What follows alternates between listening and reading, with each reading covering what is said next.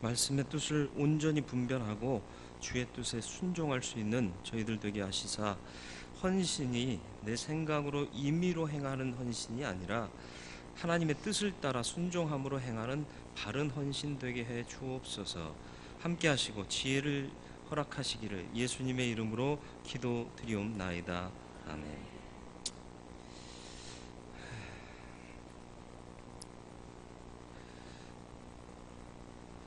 이 황성주 박사를 아시나요?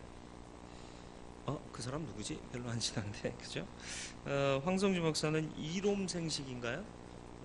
황성주 생식인가? 하여튼 생식 개발하신 의사였다가 사업가가 되셨다가 또 믿음 생활 잘 하셔서 또 신학까지 하셨다고 그래요. 그런데 그분이 킹덤 드림이라는 책을 썼어요. 그 책에 있는 내용 중에 하나가 뭐냐 하면 자기가 본인이 미국을 갔을 때 그 팜 스프링스라는 도시를 방문한 적이 있답니다. LA에서 한 2시간 정도 떨어진 거리라고 그래요, 차로. 그런데 거기 갔더니 밤에 가로등이 없더라는 거예요, 길가에. 밤에만 없는 게 아니라 낮에도 없죠. 그 가로등이 없더래요. 그 도시가 사막 위에 건설된 도시인데 계획 도시입니다. 200개의 골프장이 있고요. 우리나라는 골프하면 그 뭐 굉장히 비싼 스포츠로 인식하는데 미국 사람들은 그냥 평상 생활보다 조금 돈 들여서 하는 가벼운 스포츠입니다. 우리나라는 땅덩어리가 작다 보니까 골프장 사용하는 것이 만만치 않아서 굉장히 비싼데, 고급 스포츠가 아니라 그냥 즐길 만한 스포츠가 골프입니다. 그런데 어쨌든 200개의 골프장을 지었고요. 그 안에 주택을 분양해서 전원도시처럼 꾸며놓은 곳이 거기인데 사막 위에 지어졌습니다. 사막 기후의 특성이 뭐죠? 뭐가 안 와요? 비가 안 와요. 그러니까 구름 끼는 날이 있다 없다? 없어요. 그러니까 이 사막에 지어진 도시의 가장 값진 보배로운 관광 상품이 뭐냐? 밤하늘의 별인 거예요. 그러니까 밤하늘의 별을 보려면 가로등이 있으면 보여요, 안 보여요? 보이긴 해도 그 아름다운 별빛을 느끼지 못한다는 거예요. 그래서 시의회에서 결정을 했대요. 가로등 없애자. 그래서 없앴답니다. 반대하는 사람 있었을까요, 없었을까요? 왜 없어요? 거기는 뭐 북한인가요? 공산주의입니까? 하자 그러면 다 합시다. 뭐 반역하면 반동분자 이래 척결해요? 아니잖아요. 민원도 많고. 왜요? 노인들이 은퇴하면 가서 살고 싶은 도시 1위가 팜스프링스래요. 근데 노인들이 안 그래도 눈도 어두운데 밤길에 다니다가 거시기 하면 거시기 하잖아요. 근데 가로등을 다 뜯어낸다니까 반발이 만만치 않았어요. 그런데도 불구하고 더 가치 있는 일이 뭐냐, 이런 것들을 생각하면서 설득하고, 그래서 시의회에서 가로등을 없애기로 결정했다라는 거죠. 낮은 가치를 포기하고 더 높은 가치를 붙잡는 것, 이것을 가치 이동이라고 표현합니다. 그러니까 전형적인 가치 이동을 해서 그 가로등을 없앤 케이스가 팜스프링스라는 거예요. 그러면서 이 황성주 박사가 뭘 느꼈느냐 하면, 예수 믿는 사람도 이와 같아야 되지 않겠느냐. 낮은 가치를 포기하고 더 귀한 가치, 더 아름다운 가치가 있다면 그거 붙들어야 한다. 우리의 믿음도 가치 이동해야 된다. 그렇다면 낮은 가치는 뭐냐? My dream이라는 거예요. 내 꿈이라는 거예요, 내 꿈. 그러면 더 높은 가치는 뭐냐? 킹덤 드림이라는 거예요. 킹덤이 뭐예요? 하나님의 왕국이요, 하나님 나라의 뜻이요. 그것을 붙잡는 게 가치 이동의 전형이다. 이렇게 얘기를 했다는 거예요. 내가 소중하게 여기는 거, 주를 위해 버릴 줄 아는 게 가치 이동의 전형적인 모습인데, 그 대표적인 인물이 누구예요? 사도 바울이요. 이전에 내가 자랑하던 것들을 분토망도 못하게 여긴다, 배설물로 여긴다, 이렇게 얘기하지 않습니까? 이 멋진 모습 아니겠습니까? 누군가에게 이렇게 아름다운 스토리로 기억될 수 있는 우리의 삶이 되길 바랍니다. 오늘 본문에 한 여인의 헌신도 역시 아름다운 스토리로 남아서 예수 믿는 자들이 있는 한은 그가 늘 회자될 것이다. 다시 말하면 다시 모든 믿는 자들이 그를 기억하리라. 그 여자가 누군지는 몰라요. 그런데 그가 한 이 아름다운 행위는 기억되리라. 그 주님께서 하신 말씀 그대로 우리가 오늘도 함께 나누며 기억하잖아요. 그렇습니다. 우리는 세상이 알아주는 인생을 살 것이 아니라 하나님이 알아주는 인생을 사는 것이 우리의 목적이 되어야 할 줄로 믿습니다. 같이 이동하세요. 세상에서 인정받는 게 중요합니까? 아니요. 하나님이 인정하시면 돼요. 그러니까 사람들이 인정하는 것에 매여 사는 것이 아니라 하나님이 기뻐하시는 삶을 드리기 위해서 살아가는 삶이 우리의 삶이어야 한다라는 것입니다. 오늘 읽은 말씀에 보면 잘하는 말씀이에요. 뭐 더 부연 설명하고 싶지도 않아요. 향유, 비싼 향유를 갖고 나왔는데 보통 향유는 어떻게 사용합니까? 향수라고 봐도 돼요. 향유나 향수나 같은 얘기인데 찍어 바르기도 있어요. 그죠? 아니면 몇 방울 똑똑 떨어뜨린다거나 이렇게 사용하는데 여기선 아예 이걸 어떻게 했다? 깨뜨려 부었다 그럽니다. 깨뜨려 붓는 경우도 있어요. 언제냐? 고대 근동 지역에, 중동 지역 그 지역에 장례 지낼 때요. 시체 부패하는 냄새를 없애기 위해서 향유를 시체 위에 부었다는 거죠. 그런데 이 여인이 예수님을 시체로 보고 거기다 부었을까요? 생각해 보세요. 주님 내일 모레면 십자가 지실 텐데 미리 부어드려야지 그러고 부어드렸을까요? 빨리 죽으란 얘기예요. 뭐예요? 아니잖아요. 그런 의미 아니에요. 아깝지 않은 거예요. 찍어 바르고 오래 써야 되는데 이때 아니면 주님께 드릴 게 없는 거예요. 그러니까 깨뜨려서 그냥 부어버린 거예요. 그러니까 그걸 보는 사람들이 뭐라고 그래요? 이게 미쳤단 말이지. 그거 팔아가지고 가난한 사람 나눠주지. 그럼 많은 사람 구제할 텐데. 아니요. 이 사람에게 가장 값진 일은 뭐예요? 가난한 사람? 아니에요. 지금 주님이 내 삶에 가장 귀한 분이셔요. 그러니까 이분께 드리고도 아깝지가 않은 거예요. 300데나리온 대략 계산하면 얼마라고요? 가장 싸게 계산해도 3천만 원 정도 돼요. 그걸 한 방에 깨뜨려서 다 부어드렸다는 거예요. 무슨 심정이었겠느냐? 몰라요. 그런데 8절 말씀에 주님은 그 행위를 어떻게 평가하셨죠? 우리 같이 한번 다시 8절 말씀 볼까요? 그는 힘을 다하여 내 몸에 향유를 부어 내 장례를 미리 준비하였느니라. 사실은 장례를 준비하기 위해서 다 부어드린 게 아니에요. 그런데 그가 부어준 것 때문에 내 장례가 예비된 거예요. 얼마나 감사해요. 나는 그냥 사랑해서 드렸는데 하나님 역사의 한 몫을 내가 담당했다라는 얘기입니다. 지금 여러분 주님 사랑하면 돼요. 다른 방법이 뭐가 필요해요? 사실은 방법이 어떻게 있어요? 구체적으로 뭘 하라 이걸 규정할 이유가 어디 있냐고요. 사랑하면 존중하고요. 존중하면 그 뜻대로 행하려고 노력하고요. 그러다 보면 방법을 찾는 거죠. 우리나라의 사서삼경과 효경 뭐 이런 많은 부모를 잘 섬기고 어른을 공경하라 이런 육아 사상의 책들이 많잖아요. 그걸 어디서 만들었겠어요? 그 룰들을 왜 만들었겠어요? 하다 보니까 정말 부모 공경하고 진심으로 사랑하면서 섬겼더니 이럴 땐 이렇게 하면 좋겠구나. 이런 것들이 개발돼서 만들어진 거 아닙니까?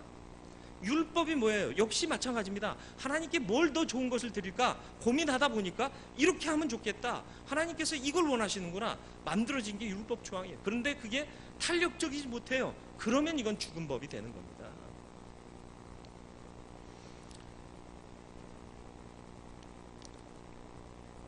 어떤 여인은 이 향유를 어떤 학자들은 이 향유를 드린 여인이 7 귀신 들렸던 막달라 마리아 아니었겠느냐 보는 사람도 있고요. 베다니에서 살던 그 나사로의 누이되는 마리아 아니었겠느냐 추측을 합니다. 이 사람이 됐건 저 사람이 됐건 주님으로부터 사랑받고요 은혜 덧입은 자입니다. 왜요? 나사로의 누이였던 마리아는 죽었던 나사로 살리시는 은혜를 체험했잖아요. 평소에도 사랑하셔서 늘 가까이 하셨고요. 그리고 막달라 마리아도요 7 귀신 들려서 사람답지 못하게 살고 있었는데 주님께서 찾아오셔서 내 인생 회복시켜 주셨잖아요. 그러니까 잊지 못할 사랑과 은혜가 내 마음에 사무친 거라. 그러니까 어떻게 표현할 방법이 없는데 부어드렸더니 그게 주님의 장례를 예비했다라고 주님께서 기뻐하시더라라는 겁니다. 어떻게 헌신할지 모르세요? 사랑하면 돼요. 주님 사랑하면 돼. 그러면 헌신하는 거예요. 구체적으로 그래도 짚어야 하잖아요. 이렇게 설교하고 끝하면 거시기 하잖아요. 그렇죠? 첫 번째, 헌신은 항상 물질과 함께 드려지는 게 바른 헌신입니다. 왜요? 물질이 있는 곳에 마음도 있는 거예요. 보화가 있는 곳에 마음도 있는 겁니다. 그러니까 하나님께서도요, 너희들은 내 앞에 절기를 지켜라, 내 앞에 나와 절기를 지켜라, 나올 때 빈손 들고 나오지 말아라. 왜요? 하나님이 가난하셔서? 아니라니까요. 그게 사랑인 걸 아시니까. 예? 여러분, 자식이 용돈 줘요 그러면 주면서 손 떨면서 주세요? 아이고 아까워 죽겠네, 이거 갖다가 더 맛있는 거 해 먹을 수도 있는데 이놈한테 줘야 되나 말아야 되나. 그렇게 주는 부모 없어요. 예? 정당한 사유라면 못 줘서 아쉽지, 더 못 줘서 아쉽지. 왜요? 사랑하니까요. 근데요, 말썽쟁이 옆집 아들이 아줌마 돈 좀 줘요 그러면 저게 미쳤나 이렇게 생각이 되고, 혹시 괴롭힐까봐 주면서도 얼마나 아까워요. 아니에요? 사랑하느냐 안 하느냐의 차이입니다. 물질에는 사랑이 담기게 되어 있습니다. 그리고 사랑이 담긴 물질은 정말 받는 사람을 기쁘게 해요. 하나님이 원하시는 예물은 뭐예요? 마음이 담긴 물질인 거예요. 여러분, 생각을 달리 하세요. 많은 사람들이 솔로몬의 1000번제를 얘기하면서 솔로몬이 축복받은 이유가 뭐냐? 부도 안 구하고 명예도 안 구하고 지혜만 구했다 그랬잖아요.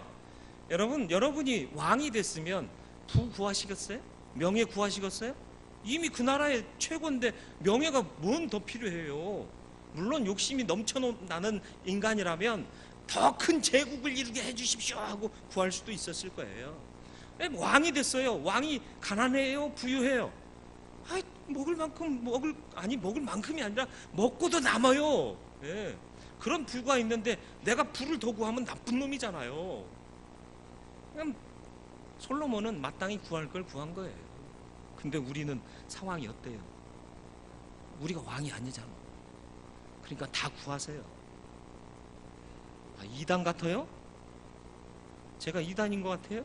아니요. 솔로몬은 갖춰져 있으니까 지혜만 구한 거예요. 아니면 우리는 다 달라고 해야지. 그럼 하나님이 줘요 안 줘요? 하나님이 무능한 하나님이 아니라니까요. 우리에게 정말 절실하게 필요하고 간절히 필요해서 구하면 사랑하시기 때문에 주시는 거예요. 대신 우리가 하나님께 대하여서도 사랑하니까 드려야 되는 거예요. 제가 가끔 연로하신 아버님으로부터 용돈 받는다는 간증을 하잖아요. 그게 받기만 했겠어요? 생각해 보세요. 받기만 하면 진짜 저는 나쁜 놈이에요. 도둑놈이에요. 아버지한테 은밀하게 뒤로 드리는 게 있어요. 앞으로는 못 드리고. 같이 사는 사람이 있어서 불리한 증언이기도 하지만, 아버지 이거는 그냥 아버지 쓰세요 그러고 이렇게 드려요. 그 중에 일부를 또 다시 주시기도 하고 더 주시기도 하는 거죠. 그런 거 아닙니까? 솔직히 자식들도요. 며칠 전에 이 큰 놈이요, 봉투에다가 빨간 내복 대신 드립니다. 얼마 전에 아르바이트 했거든요. 아르바이트해서 받았다고요. 주었는데 내가 지금껏 용돈 준 거에 비하면은 이건 3발에 핀 거예요. 예. 그런데 딱 쏘았는데 감동이 되잖아요. 그래서 조용히 불렀어요. 야, 너 필요한 거 뭐 없냐? 그럼 필요한 거 달라고 그러면 더 들어갈 거 아니에요. 그런데도 마음이 기쁜 거예요. 하나님께 예물을 드리는 거, 헌신하는 거 이와 같습니다. 여러분, 그러니까 예물 드릴 때 인색하게 하지 마세요. 사랑하는 마음 담아서 하세요. 이거 드리면 하나님께서 더 좋은 곳으로 채워주실 것이고, 하나님의 역사가 온전히 이루어지면 하나님도 기쁘시고 나도 기쁠 것이다. 이런 마음으로 헌신하시면 돼요. 그래서 출애굽기 23장 15절 말씀 보세요. 네. 너는 무교병의 절기를 지키라. 내가 내게 명령한 대로 아비벌의 정한 때에 이레 동안 무교병을 먹을지니 이는 그달에 내가 애굽에서 나왔음이라. 빈손으로 내 앞에 나오지 말지니라. 네. 빈손으로 나오지 말래요. 왜요? 가난해서? 아니요. 레위 사람 먹이 살려야 돼서? 아니요. 하나님은 그 담겨진 사랑을 원하시는 거예요. 예물만 원하시는 게 아니라 예물 드릴 때 기쁜 마음으로, 하나님의 은혜에 감격한 마음으로 드리는 그걸 원하시는 거지. 사랑해요 말로만 끝내지 말라는 거예요. 액션 하라는 거예요. 그러면 주신 예물 갖고 더 좋은 일 쓰잖아요. 더 발전적인 일에 투자할 거 아닙니까?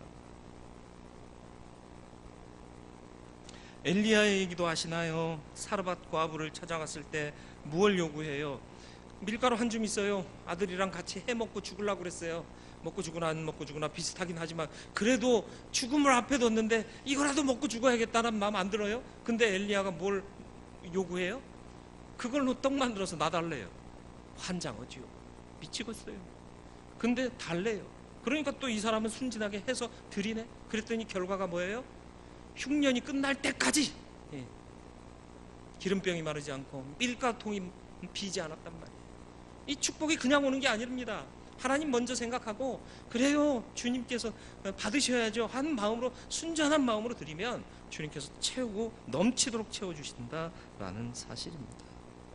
이 여인도 마찬가지입니다. 야, 이거 300데나리온 누가 이 값을 제일 잘 알아요? 내가 샀잖아요. 산 사람이 이 값을 제일 잘 알아요. 이 제자들이 추측하는 건 말 그대로 추측하는 거야. 300데나리온쯤 되는 거지 정확한 가격은 내가 알아요.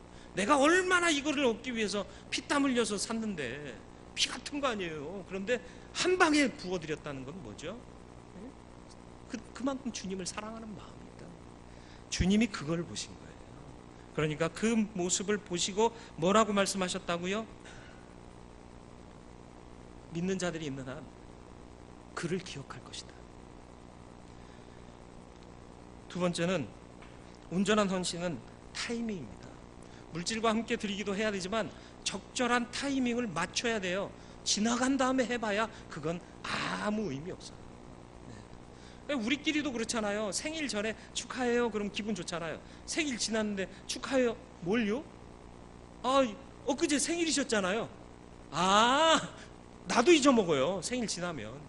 그러니까 지난 다음에 누가 축하한다고 그러면 참 생뚱맞아요.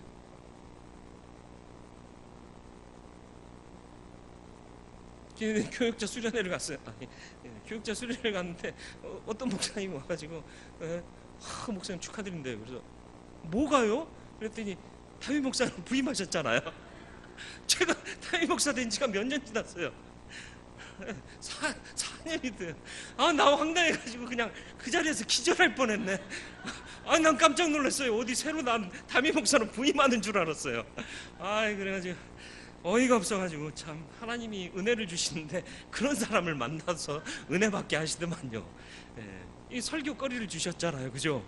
아, 내가 다 얼굴 빨개졌죠, 그죠? 아, 따가워, 더워. 표현하는 건 때가 있습니다. 하나님이 원하시는 때가 있어요. 그때를 놓치지 마세요. 그래서 신앙은 결단이라고 표현하는 이유가 거기 있는 거예요. 감동 주시면요 미루지 마세요. 그때 하시는 겁니다. 그러면요 아깝지 않아요. 그리고 그때 드리면, 그리고 헌신하면, 그때 맞춰서 행하면 하나님께서 모든 것을 채우시고 더 채워주십니다. 그런 은혜를 기억하실 수 있기를 바랍니다. 감동이 올 때, 은혜가 올 때 일어나 예수님께 나가세요. 사람들이 수군거리고 가로막아도 가세요. 그리고 진실된 마음으로 예수님께 사랑과 감사를 표현하면 주님의 감싸주심을 맛볼 뿐만 아니라 축복도 누리게 될 줄 믿습니다. 7절 말씀을 다시 한번 같이 읽겠습니다. 가난한 자들은 항상 너희와 함께 있으니 아무 때라도 원하는 대로 도울 수 있거니와 나는 너희와 항상 함께 있지 아니하리라. 무슨 말이에요? 있을 때 잘해. 있을 때 잘해. 뭐 이런 노래도 있습니다만은 정말 있을 때 잘해. 기회 있을 때 잘하세요. 청춘일 때 힘들고 어려운 거 알아요. 돈 벌어야죠. 먹고 살아야죠. 뭐 88만 원 세대라는 얘기도 있고 참 암울하다 이런 얘기도 있지만 헌신해봐요. 하나님이 책임져 주시지 않겠습니까? 왜 먹고 마시는 게 제일 우선순위가 되냐고요. 하나님 나라와 그 의가 제일 우선순위가 돼야지. 여러분 자식들한테도 얘기하세요.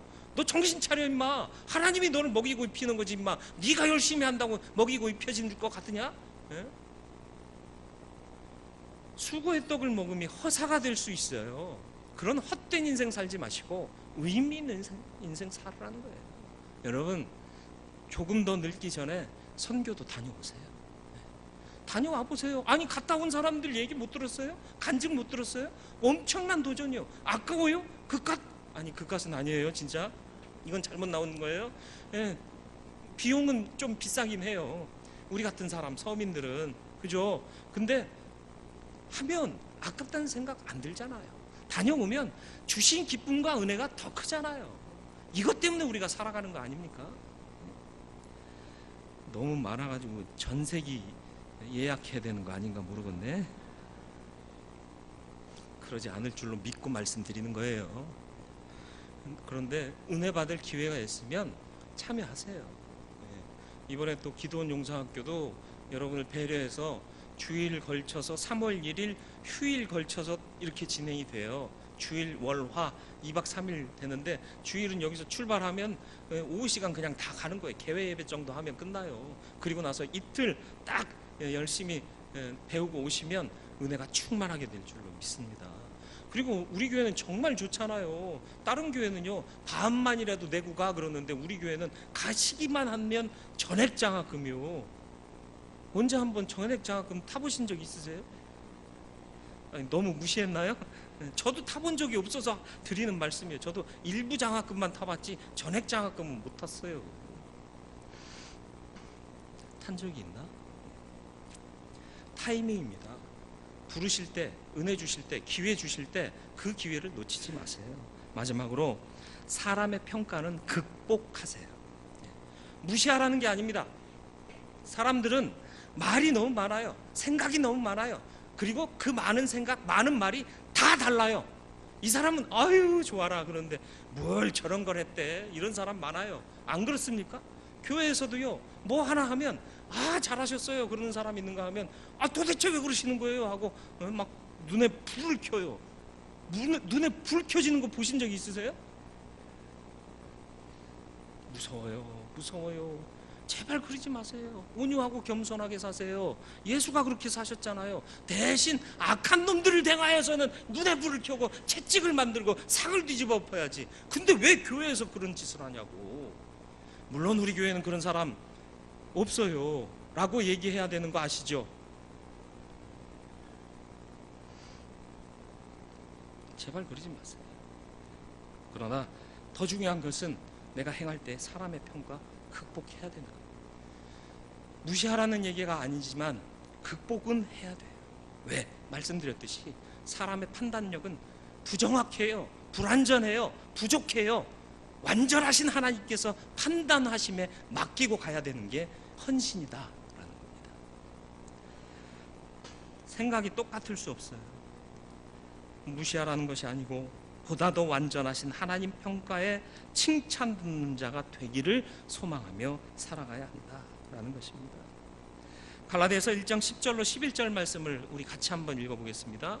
이제 내가 사람들에게 좋게 하랴 하나님께 좋게 하랴 사람들에게 기쁨을 구하랴 내가 지금까지 사람들의 기쁨을 구하였다면 그리스도의 종이 아니니라. 형제들아 내가 너희에게 알게 하노니 내가 전한 복음은 사람의 뜻을 따라 된 것이 아니니라. 아멘. 저와 여러분들은 누구의 종이죠? 그리스도의 종. 그렇다면 누구를 좋게 하는 거예요? 하나님을 좋게 하는 거예요. 그리스도를 좋게 하는 거예요. 그런 삶을 사세요. 사람들 불만 나올 수 있어요. 그럼 미안하다 해야죠. 난 그런 뜻에서 한 게 아닌데 그렇게 받으셨다면 미안하다. 그러나 이 일이 주님의 영광을 위하는 확신만은 잃지 말으라는 거예요. 내 마음껏 내가 만족하도록 하면 그건 주님께도 미안한 일이 돼요.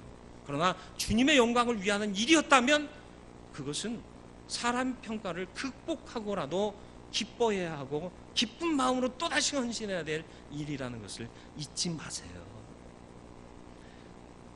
완전하게 살려고 하지 마세요. 의지하고 사세요. 여러분 완전할 수 없습니다. 우리의 헌신도 완전할 수 없어요. 의지해야 돼요. 구해야 됩니다. 그렇게 사는 저와 여러분들 되길 바라요. 안타깝게도 완전하게 사시는 분들이 너무 많아진 세상이 되어서 너무 안타까워요. 왜 완전하게 사세요? 어떻게 안전하게 사세요? 완전할 수 없다니까요. 의지해야 된다니까요. 의지해야 완전해져요. 바울의 고백이 그거 아니에요. 내가 어떻게 이 모습 이대로 살 수 있느냐 말이지. 내게 왜 가시를 주셨느냐, 내게 왜 부족함을 남겨두셨느냐. 주를 의지할 때 그때 비로소 내가 강하여지기 때문이다. 주를 의지하며 헌신하시길 바랍니다. 완벽하게 헌신하지 마세요. 좀 허술하게 헌신하세요. 그러나 최선을 다해서는 헌신하세요. 그러면 하나님이 기뻐하시고 여러분의 헌신을 모아 좋은 것 만드실 줄로 믿습니다. 합력하여 선을 만드실 줄 믿습니다. 다시 한번 기억합니다. 물질과 함께 참된 헌신을 할 수 있기를 주님의 이름으로 축원을 드립니다. 하나님은 더 크고 더 많은 것으로 반드시 채워주실 것을 확신하시길 바랍니다. 타이밍이 중요합니다.